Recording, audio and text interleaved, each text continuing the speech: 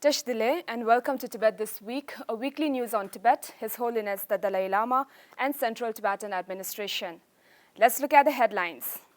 His Holiness the Dalai Lama urges to pay attention to Tibetan language. Tibet and Syria, the least free countries in the world.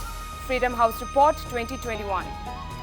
Tibetans in Arunachal Pradesh facilitate Sikyong Dr. Lobsang Sangay. Experts highlight China's egregious human rights violations in Tibet. Department of Finance urges Tibetans in North America to register for Chatrel online. Education Department convenes 8th Annual Conference of the Education Council and Advisory Committee. While addressing the virtual audience during his teachings on the full moon day of the Great Prayer Festival, His Holiness the Dalai Lama on Saturday last week appealed to the Tibetans in all parts of Tibet to pay attention to Tibetan language. The virtual teaching was requested by the Ladakhi Semki Association. Gandantri Rinpoche, abbots, former abbots, tulkus among many others attended the teaching.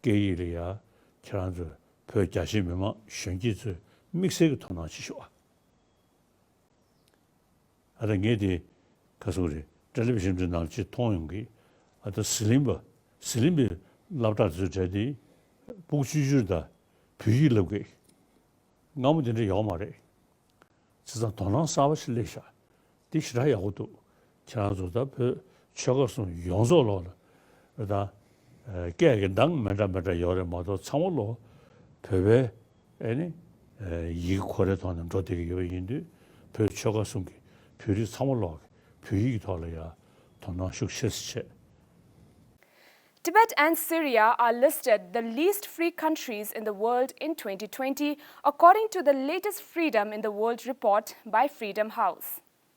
According to the 2021 Freedom in the World report, Tibet scored only 1 out of 100 in the global freedom rankings, which has been the case for the last 6 years.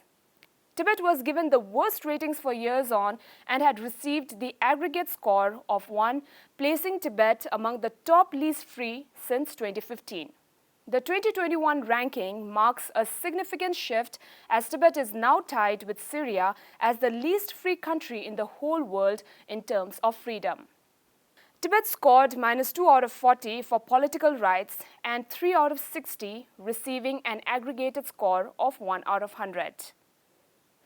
Tibetans in Meyo Chibeling and Tezu Thargeling settlements of Arunachal Pradesh organized a grand reception in honor of CTA President Dr. Lobsang Sangay on his visit to the Tibetan settlements in the northeast India.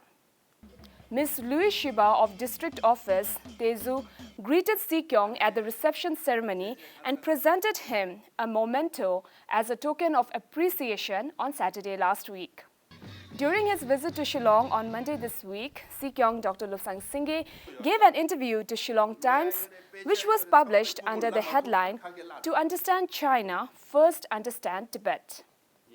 Sikyong also met with Soumyadeep Datta, regional convener of Assam and Meghalaya Tibet Support Group, and together they addressed the local press on issues covering Tibet, Indo-Tibet border conflict, and Tibet Policy and Support Act Bill. The mistake people make, including the media, is when you write Indo-China border. Now, during the Galwan Valley tragedy, during Doklam incident, I appeared on media. Some of them asked me, why are they here at Galwan Valley? Because you say it's China's border, you ask Chinese soldier. They will say, because you say it's China's border, you say I'm here because you say it's China's border. And historically, it was always between Tibet and India. Having almost completed his 10-year term as the elected political head of Tibetans, Sikyong Dr. Lobsang embarked on a farewell tour to Tibetan settlements in northeast Sikkim and the eastern state of West Bengal. Paralleling the ongoing 46th United Nations Human Rights Council session, the Tibet Bureau Geneva hosted a virtual side event to discuss the human rights situation in China-occupied Tibet on Monday this week. The discussion covered issues such as Chinese policies and programs aimed at destroying Tibetan culture, identity, and religious beliefs, how Tibetans are subjected to undergo military-style vocational training, and it also highlighted the case of Kunchok Jinpa, a Tibetan sentenced for 21 years for sharing information about the protest in his hometown with Tibetan media outside Tibet, which only shows how China is giving their best to prevent the leakage of information. The virtual event featured 3 panelists: Dr. Adrian Zenz, Senior Research Fellow in China Studies at the Victims of Communism Memorial Foundation, Kate Saunders, author, writer, and Tibet specialist, and Tilne Chuki, Special Appointee for Human Rights, Tibet Bureau, Geneva. The event was moderated by Kalden Somo, UN Advocacy Officer at Tibet Bureau, Geneva. Central Tibetan Administration's Department of Finance requested all the Tibetans in North America to fill up the Google form to register for Chatrel online. Gmail account for registration is mandatory. The purpose of this Google form is to ensure a mapping between your email ID, date of birth, and Green Book number.